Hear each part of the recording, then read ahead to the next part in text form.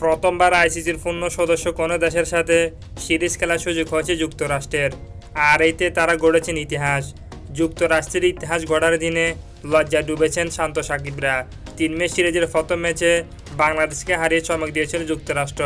আর দ্বিতীয় ম্যাচে 6 রানে হারিয়ে সিরিজ জয়ের ইতিহাস গড়েছে মনক পাটিলের দল।